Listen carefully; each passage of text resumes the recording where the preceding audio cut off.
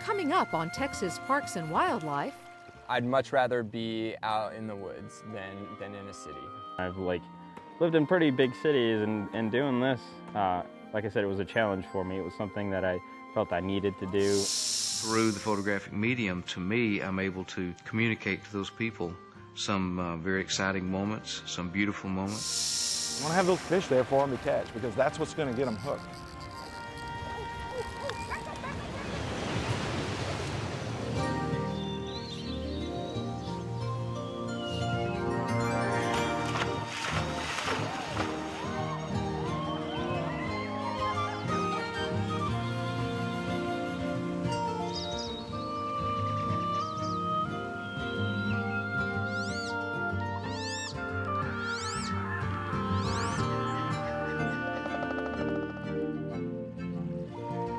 Texas Parks and Wildlife, a television series for all outdoors.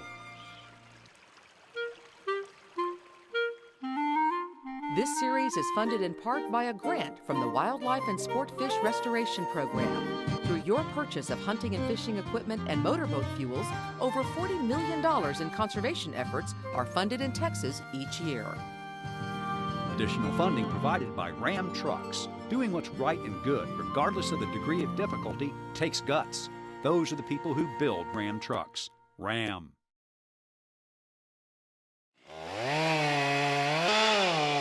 One of our main concerns starting out was the dead timber and the threat it posed to people out here at the park. It's just been a collaborative effort out here to get this park back on its feet.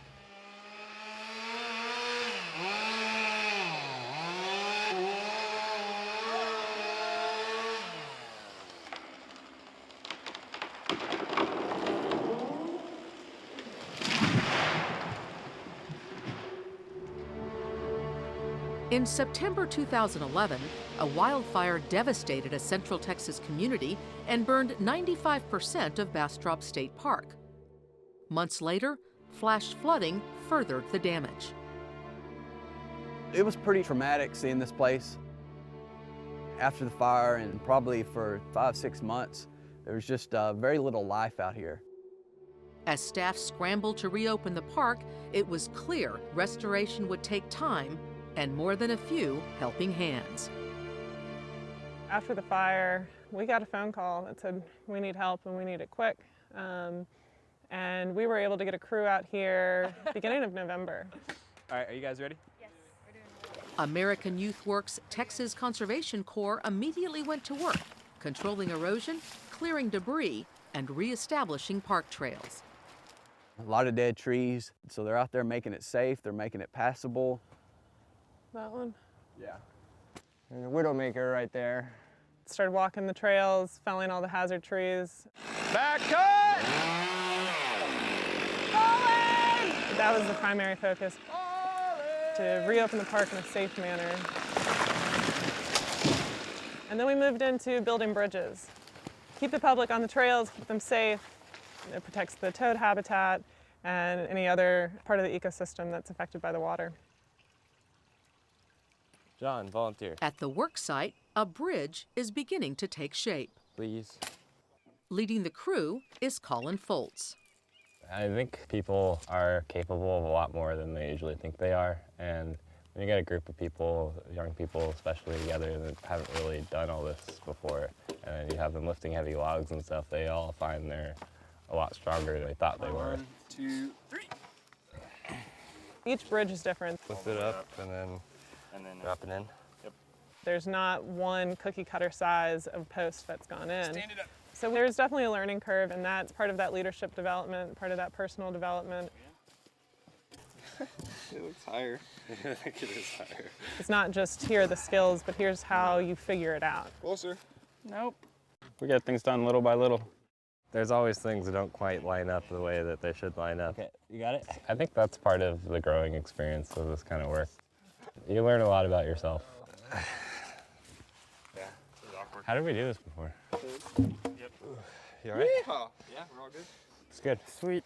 You can definitely see the progress as you make it.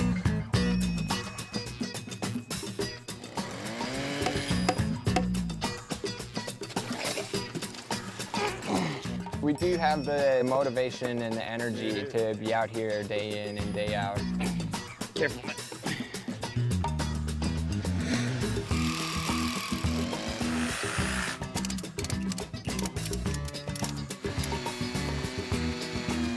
Their energy is amazing. Working in public lands on almost less than minimum wage, it's really not about the money, it's about serving. Each crew member serves roughly 950 service hours. It's just kind of a way to better yourself and the land around you. Using a corps of young people to restore a forest and make it accessible is not a new idea. In fact, it's as old as Bastrop State Park itself. In 1934, the Civilian Conservation Corps constructed the park and replanted its pines. Today, this Texas Conservation Corps and similar crews around the country are part of the national AmeriCorps program. A few little live ones. The idea of service on a national level, this is what made our country. AmeriCorps is practically based off the CCCs, so this is very much a return to that. Just a few generations later, here we are back out here, kind of doing the same thing. It is a very similar concept. The CCC did some amazing work building this park, and these young men and women have been doing an outstanding job. Though some of the tools have been updated, along with gender roles and hairstyles, much of the work remains the same. I'm here because I used to come here as a kid, and I really enjoyed it. I want to give back to it. This looks great, it really does. Crew members all have their own reasons for being involved, but there are some common themes. By the time I graduated, the whole recession thing started happening. I'd much rather be out in the woods than in a city. I've lived in pretty big cities, and doing this, like I said, it was a challenge for me. It was something that I felt I needed to do. Autumn Reynolds joined because she likes working outdoors. Okay. But she later learned she has a special connection to this park and its past. There we go. My great-grandfather was in the CCC out here, so I'm kind of just keeping it in the family. I found out about this like a week before I was coming out here, so I had no idea until he even mentioned it, so that's pretty cool.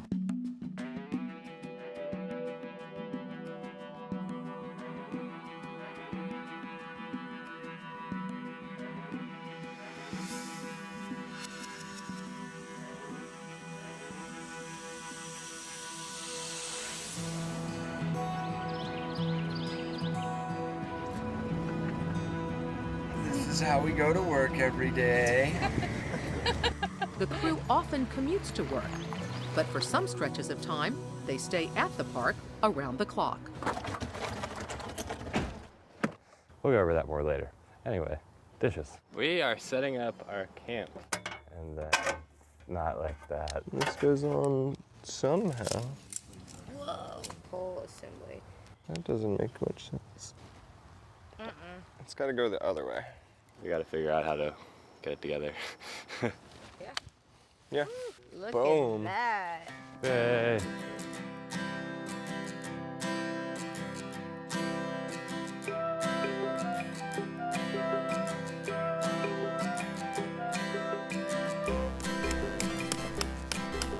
It's like bowing that way.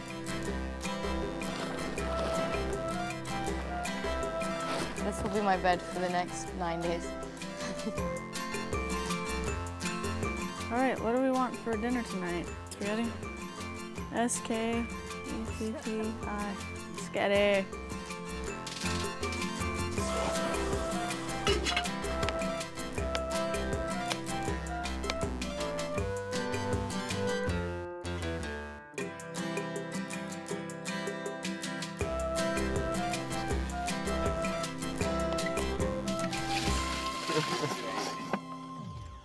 Another day.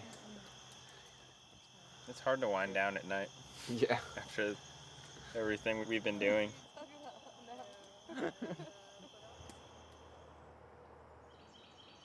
The crew rises before the sun. You guys ready for PT? And gets ready for action. Okay, running in place. Working so closely and intimately with other people can be real challenging. Jumping jacks. But by the end of their term, this group works as one. They have forged strong connections with each other and with the land they have helped restore. When they saw a Bastrop State Park recovery crew, local Texas young people signed up. We kind of gained ownership over this park. To be here all the time, it's become our park. 1934. Guess things don't change that much, huh? It's our crew's last day out in Bastrop. Gather up all our tools, take them back to the office. It's like almost anticlimactic. Yeah, it's a little sad. One more crew may be leaving, but the year's accomplishments are clear. Hundreds of hazard trees have been marked and cut. Miles of trails have been stabilized, and a 7th bridge nears completion. Yet some of what they have built together is harder to measure. It is a work ethic that they can take with them. We'll always be in touch with these guys, and we'll always know that we went through this together, and we'll see each other again soon. I'm definitely bringing back some lifelong friends. Yeah, I can't see Ollie. Oh, there we go. Ready? Run, run, run, run up. You guys ready for your next pose?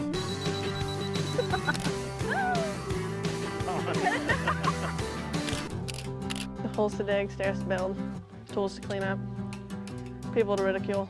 Doing a terrible job.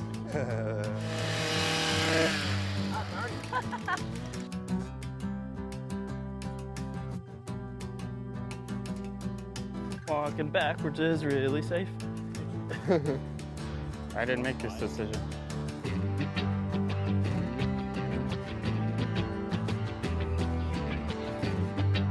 I definitely got a lot more training now. I can use a chainsaw now. That scares the crap out of my family, but I can do it.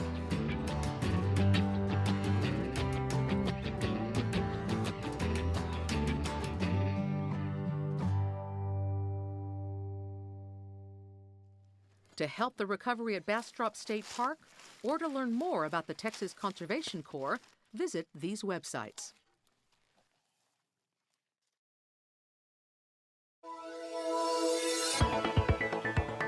There is a shift going on in Texas. More and more people are moving from the country to the big cities and sprawling suburbs. And many of those folks don't have a place to get away, a place to go fishing. But there is a program underway to change that. Make it easy, convenient, and close to home. It's the Neighborhood Fishing Program. I'm almost getting a bath. And now city lakes throughout the state are stocked year-round. You want to have those fish there for them to catch, because that's what's going to get them hooked. Our goal with the Neighborhood Fishing Program is to bring the focus back to the outdoors. The plan is to get more city folks grabbing the pole again and heading for the pond.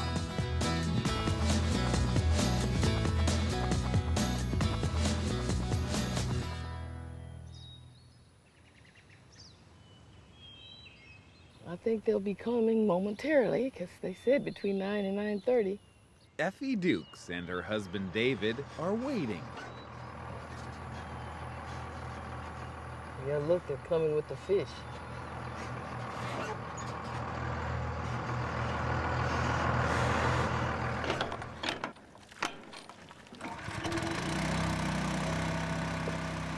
Some of them are going in maybe at 14 inches, and they're pretty healthy. The hatchery does a great job of getting them ready.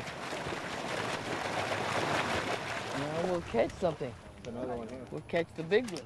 What we try to do is to actually bring fishing close to home. And most people in Texas are moving into bigger and bigger towns. Right. Having these opportunities in your backyard basically is what it's all about. Yeah, I got a big one. That's what I'm talking about. While Effie's husband has the touch, her goal is to stay slime-free. I use gloves to put the worms on. I don't want to touch them, they're squirgly. I have wet wipes, but he said real fisher people don't use wet wipes or plastic gloves. But I told him I'm not a real fisherwoman. I'm just, out here to enjoy the outside. Look, Pastor Bird got one already. Yay. The program is designed to actually kind of recruit new anglers and get people fishing. And it's pretty much, we want to provide a perfect outdoor experience, with fishing being the main point. And as for Effie, she finally catches that fish and stays clean at the same time. Got it! Look! Hey! It's a big catfish, and I caught it with a net, with the help of my husband, with a rod and reel that I don't know how to use. In South Houston at Tom Bass Pond, the bite is about to get really good. You teach a child to fish, you feed them for a lifetime, all right? While this truck will bring trout in the winter, it's summer, and there's catfish aplenty. Okay, let's learn how to put our own bait on. Who wants to put their own bait on? There you go, go in the end. There he is. Push it on. Try to push it all the way. Squeeze him, he ain't hurting. What is that that's coming out? Worm stuff. Worm stuff? Don't worry about it. Each child that participates in these types of activities will develop or have the opportunity to develop a lifestyle. That's something that they can go back home with and say, Mama, Daddy, Auntie, Grandmother, take me fishing. Swing him to me. Right there. When you're trying to introduce kids to fishing, Is it still alive? yes, he is. They really need to have a good probability they're going to catch a fish. One little touch. I love you. See? So there's a fishery here pretty much year-round that people can count on. First fish of the day. For the opportunity to be nearby is the new key. These children may never see the rainforest, but they can appreciate what is near to them, and that is most important.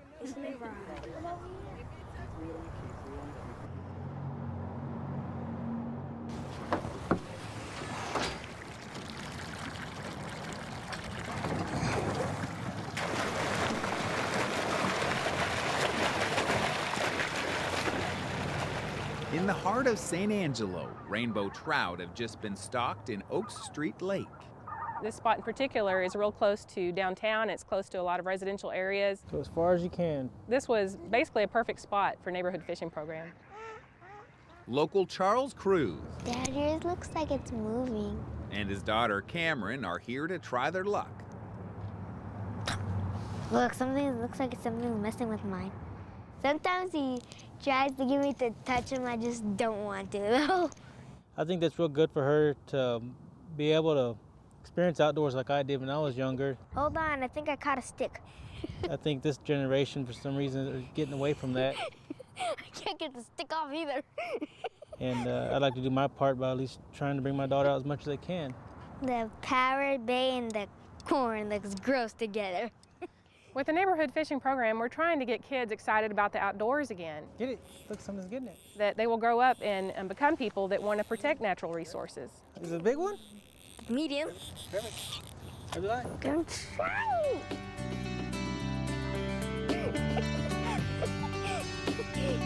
It'll always be our time together. Even if you don't catch anything, it's just nice to have that little bonding moment that you have with your kids. And I think that right there is worth more than catching any amount of fish. Either for kids We got another one here. or for kids at heart. And I haven't fished in about 25 years. But this is a lot of fun, and we'll be back again. No matter the age, there's sure to be a stocked city pond nearby where good times are just a cast away. Oh, that's a huge one.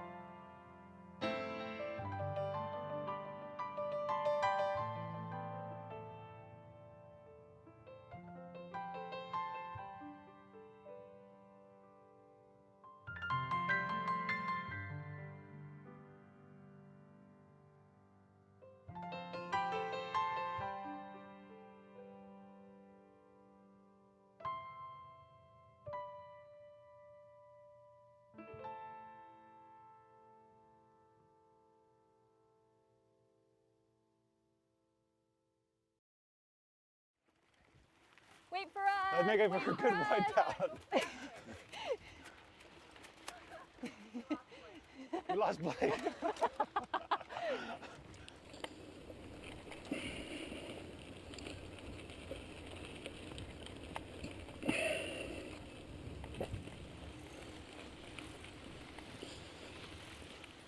I'm drafting.